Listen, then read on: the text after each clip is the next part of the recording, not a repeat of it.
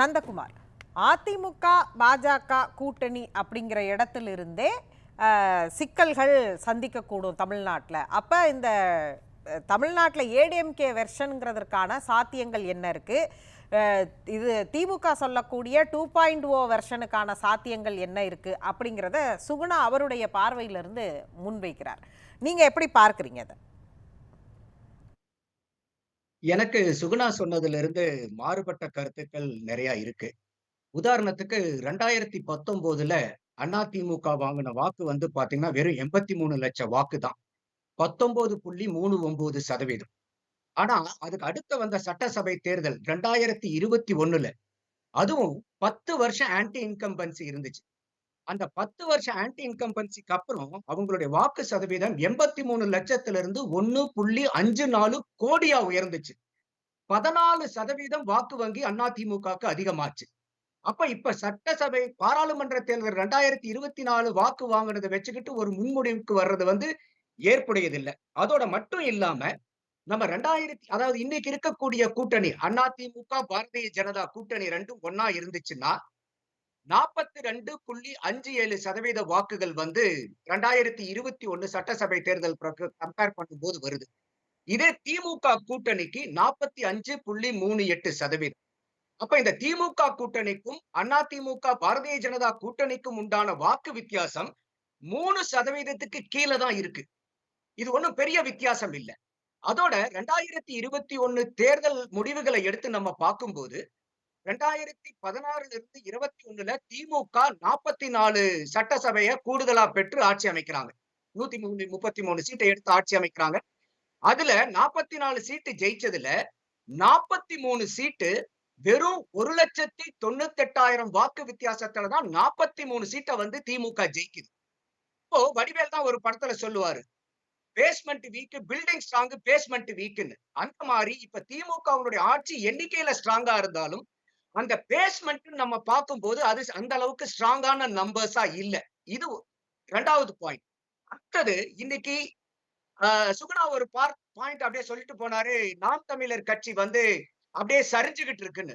ஆனா அந்த ஒரு கட்சி தான் தேர்தலுக்கு தேர்தல் 1.5, 3.5, 6.5, 8.33% தொடர்ந்து அவங்களுடைய வாக்கு வங்கி அதிகரிச்சுட்டு வராங்க.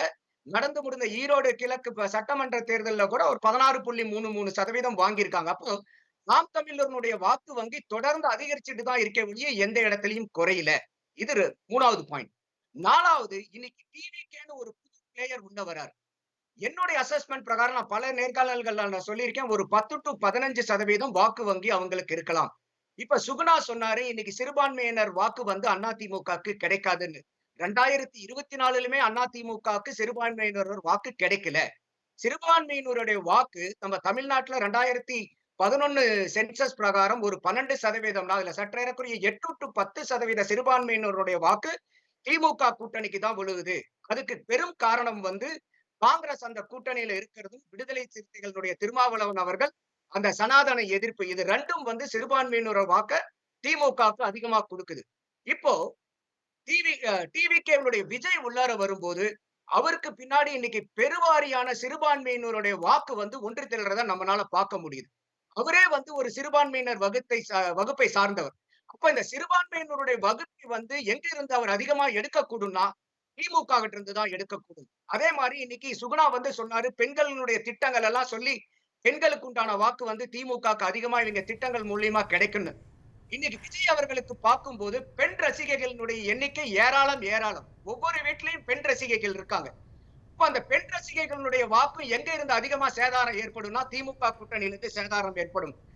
அவரே நந்தகுமார் அவரே அதை அட்ரஸ் பண்ணார். அதாவது திமுகவுடைய எதிர்ப்பு வாக்குகள் தான், நீங்க அதை ரொம்ப சிம்பிளிஃபை பண்ணி டீகோடிங் பண்ணி ரொம்ப விலாவாரியா சொல்றீங்க. அவர் ஒரே வார்த்தையில சொன்னாரு, திமுக எதிர்ப்பு வாக்குகள் தான் மற்ற எல்லாருக்குமே செதறும், எல்லாருக்கும் போகும் அப்படிங்கிறத சொன்னாரு. நீங்க 2வது ஒண்ணு சொன்னீங்க இல்லையா, ஒண்ணு ஒண்ணா நம்ம டீகோட், நீங்க சொன்னதே நான் ஒண்ணு ஒண்ணாவே வைப்போம். அதாவது ஒவ்வொரு தேர்தலுக்கும் ஒரு கூட்டணி கணக்கு இருக்கும். அந்த கூட்டணி இன்னொரு கூட்டணியை எதிர்கொள்ளும் போது வாங்கக்கூடிய வாக்கு சதவிகிதம் அப்படிங்கிறது ஒரு பெர்ஸ்பெக்டிவ்ல கிடைக்கக்கூடிய ஒண்ணு. கடந்த முறை அதிமுகவும் பாஜகவும் தனித்து நின்னாங்க. அதிமுகவும் பாஜகவும் நாங்க இனிமேலுக்கு கூட்டணி சேர மாட்டோங்கிற இடத்துல இருந்து அதிமுக ரொம்ப ஸ்ட்ராங்கான ஒரு ரோல் எடுக்கும் பொழுது அவர்கள் பெற்ற வாக்கு, அந்த வாக்கை இப்ப திரும்ப பாஜகவோட கூட்டணியில இருக்கும்போது நம்ம அப்படி சேர்க்கிறதுங்கிறது சரியா ஒன்றா இருக்குமா அப்படின்னு ஒரு கேள்வி. ஆனால் இவங்க 2 பேர் வாங்கின இப்ப என்டிஏ கூட்டணியா 18% வாக்குகள் வாங்கியிருக்கிறாங்க. அந்த 18% வாக்குகள் அதிமுக வாங்கிய வாக்குகள்னு நம்ம கால்குலேட்டிவ்க்கு போடுறதுக்கு சரியா இருக்குமே தவிர இந்த தேர்தல்ல அது அப்படியே பெர்ஸ்பெக்டிவா மாறுமா அப்படிங்கிற இடத்துல ஒரு சந்தேகம் வரத்தானே செய்யணும். நீங்க சொல்றது வந்து அரித்மெட்டிக் கணக்கு. ஆனா அதை தாண்டி தேர்தல் கூட்டணிக்குன்னு ஒரு பெர்ஸ்பெக்டிவ் இருக்குல்ல. போன தடவை அவங்க சொன்ன கணக்குக்கும் இந்த தடவை சொன்ன கணக்குக்கும் அது இதே திமுக கூட்டணியில யாரோ ஒருத்தவங்க வெளியில போயிருந்தாங்கன்னா அந்த கூட்டணிக்கும் அது பொருந்தும். இப்ப நீங்க சொல்ற இந்த கணக்கு அந்த கூட்டணியிலேருந்து யாராவது வெளியில போயிருந்தாங்கன்னா அவங்களுக்கும் அது பொருந்தணும். அதையும் சேர்த்தே உள்ளடக்கி கேட்கறாங்கன்னா அவங்க யாரும் போகல. அப்ப அவங்க பெர்சன்டேஜ் அப்படி இருக்கும் பொழுது இது வந்து திரும்ப 2ஐயும் கூட்டி ஒன்னா இவ்வளவு வந்துருச்சு, அதனால இது வந்து நல்ல கூட்டணி அப்படிங்கிற இடத்துல இருந்து இதை பார்க்கிறோம்ங்கிறது எப்படியான ஒன்றா இருக்கும்? நீங்க கேட்ட கேள்வி நல்ல கேள்வி மேடம். இது ரெண்டா இதை நான் சொல்றேன். ஒண்ணு வந்து நான் முதல்ல சொல்ல வந்த அந்த விஜயனுடைய வாக்கு சதவீதம், நான் சொல்ல வந்த பாயிண்ட் என்னன்னா, இது திமுக எதிர்ப்பு வாக்கு வங்கின்னு இல்ல, திமுகவினுடைய அடிப்படை வாக்கு வங்கியை விஜய் தூக்குவாருன்னு சொல்ல வரேன். இது எதிர்ப்பு வாக்க மட்டும் நான் சொல்ல வரல. இப்ப திமுகவினுடைய ஓட்டர் பேஸ்ல இருக்கக்கூடிய வாக்க, பெருவாரியான வாக்க வந்து விஜய் அவர்கள் வந்து பிரிக்கும் போது அது அதிமுக பாரதிய ஜனதா கூட்டணிக்கு சாதகமா முடியும் அப்படிங்கிறது என்னுடைய பார்வை. அடுத்தது இன்னைக்கு நீங்க சொன்ன மாதிரி இன்னைக்கு அதனாலதான் நான் 2019 24 தேர்தல் 21 தேர்தலை கம்பாரிசன் கொடுத்தேன். 2024 வந்து சிறுபான்மையினர் வாக்கு கிடைக்கணுன்றதுக்காக வந்து எடப்பாடியார் அவர்கள் தனியா போட்டி போட்டாலும் அந்த தேர்தலில் அவர் நினைச்ச அளவுக்கு சிறுபான்மையினரோட வாக்கு வந்து அவங்களுக்கு கிடைக்கல. இப்போ இன்னைக்கு இதே 2021 அந்த கூட்டணியிலேயே தான் இருந்துதான் அந்த தேர்தலுடைய வாக்குறுதியை வாங்குறாங்க. இப்படி பார்க்கும்போது இன்னைக்கு பாரதிய ஜனதாவுடைய கூட்டணியா நீங்க எடுத்துக்கிட்டீங்கன்னா கூட இந்த பாராளுமன்ற தேர்தலை மட்டும் எடுத்து பார்த்தோம்னா 18% வாக்கு வங்கி வச்சிருக்காங்க அவங்க. இப்போ நீங்க எந்த அரித்மெட்டிக் கால்குலேஷன்ல நீங்க கூட்டி பார்த்தீங்கன்னாலும் இது அதிமுக பாரதிய இது 2 பேரும் தனித்தனியா நின்றுருந்தாங்கன்னா பெருத்த சேதாரம் அதிமுகவுக்கும் பாரதிய ஜனதாக்கும். ஆனா இவங்க 2 பேரும் கைகோக்கும் போது இந்த கூட்டணி இன்டாக்டா இருக்குமானால் இது திமுகவுக்கு பயங்கரமான நெருக்கடியை கொடுக்கக்கூடிய ஒரு வலுவான கூட்டணி. இது முதல்ல இருந்த மாதிரி அவங்க 5 முனை போட்டின்னு சொல்லும் போது எல்லா இடத்திலுமே நமக்கே தெரிஞ்சது நல்லாவே திமுக தான் ஜெயிப்பாங்கன்னு. இன்னைக்கு 4 முனை போட்டியா மாறினதுக்கு அப்புறம் இது வந்து ஏடிஎம்கேக்கு ஒரு எட்ஜ் கிடைக்குது. அதோட மட்டும் இல்லாம அந்த எட்ஜ் எங்க ஸ்ட்ரென்த்தா மாறுதுன்னா விஜய் அவர்கள் வந்து பிரிக்கக்கூடிய வாக்குல பெருவாரியான சதவீத வாக்கு திமுகவினுடைய அடிப்படை வாக்குல இருந்து பிரிக்கிறனால அது அதிமுக பாரதிய ஜனதா கூட்டணிக்கு ஒரு பெரு வாய்ப்பா அமையும்.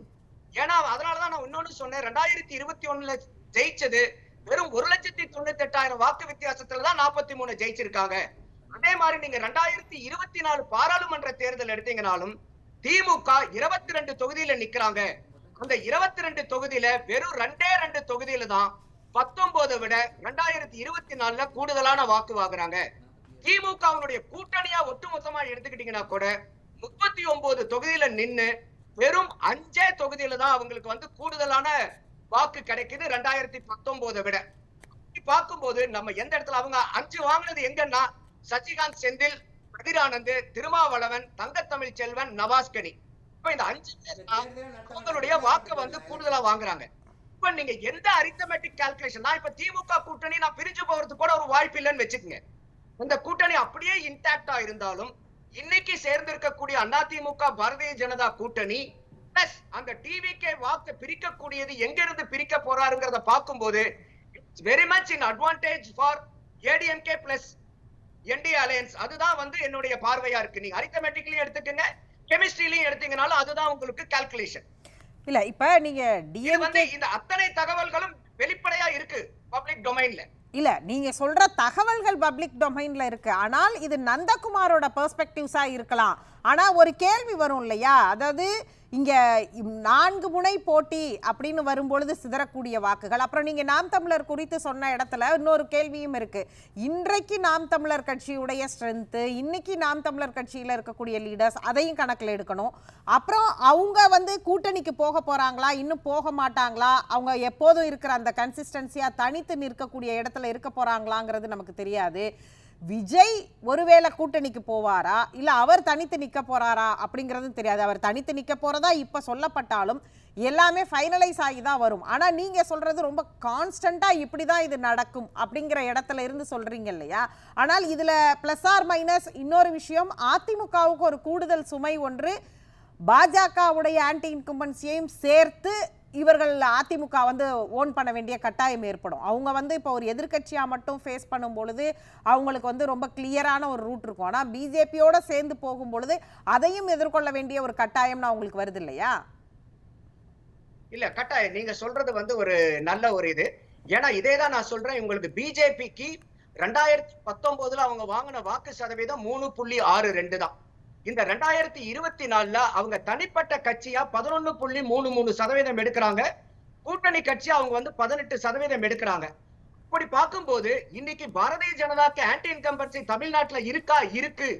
ஆனா நமக்கு வாக்கு சதவீதம் என்ன சொல்லுதுன்னா, இந்த ஆன்டி இன்கம்பன்சியும் மீறி தனிப்பட்ட கட்சியா 3வது தனிப்பெரும் கட்சியா இன்னைக்கு பாரதிய ஜனதா 11.33% வாக்கு வங்கியோடையும் அந்த கூட்டணி 18% வாக்கு வங்கியோடையும் இருக்கிறது. அந்த அளவுக்கு வந்து இன்னைக்கு எடப்பாடியார் அவர்களுக்கும் பாரதிய ஜனதாவுக்கும் உண்டான கூட்டணியை பாதிக்கிற அளவுக்கு இல்ல, அது வலுக்கூட்டுற அளவுக்கு தான் இருக்கு. ஏன்னா எடப்பாடியார் அவர்கள் தொடர்ந்து பயந்துட்டு இருந்ததுக்கு காரணம் சிறுபான்மையினருடைய வாக்கு வங்கி தவறுதேன்ட்டு தான். இப்ப அந்த இடத்துல நான் ஏற்கனவே சொன்ன ஒட்டுமொத்த சிறுபான்மையினர் எடுத்தீங்கன்னா கூட 12% தான். இதுல இன்னைக்கு திமுகக்கு 8 to 10% வாக்கு விழுவுதுன்னா அத்தனையும் உங்களுக்கு வந்து திருப்பி இவர் எடப்பாடியார் தனியா நின்னாருன்னா அவருக்கு கிடைக்கிறதுக்கு வாய்ப்பு இல்லை. எப்படிதான் இருந்தாலும் ஒரு பாதிக்கு பாதி வருதுன்னு கூட ஒரு 4 to 5% கிடைக்கலாம். ஆனா இங்க என்டிஏ கூட்டணியா வரும்போது 18% வாக்கு வங்கியோட வரும்போது நீங்க எதுக்கு எதை ட்ரேட் ஆஃப் பண்றீங்கிறதா ஒரு ஈக்குவேஷன். இப்ப வந்து ஒரு 4-5% 18% ட்ரேட் ஆஃப்க்கு கரெக்ட்டா இருக்கும். அதான் நான் திரும்ப சொல்றேன், மக்களுடைய பார்வைக்கு பெர்ஸ்பெக்டிவ்ங்கற வார்த்தையை நான் திரும்ப அதுக்கு தான் யூஸ் பண்ணேன். அதிமுகவுடைய சாலிட் ஓட்டுன்னு ஒன்னு இருக்கு இல்லையா, அது வந்து கடைக்கோடியில இருக்கிற ஒரு அதிமுக தொண்டர் இந்த ஷோவை பார்த்துட்டு இருக்கும்போது நீங்க சொல்ற ட்ரேட் ஆஃபையும் இன்னொரு பக்கம் அதுக்கு 4-5% சிறுபான்மையினர் வாக்குகளை இழந்தாலும் 18% கையில இருக்குன்னு வச்சு பேலன்ஸ் பண்ணுவாரா? அவர் அந்த ஊர்ல எப்படியான வாக்கு அதிமுக வச்சிருக்குங்கிறத கணக்குல எடுத்துக்குவார்.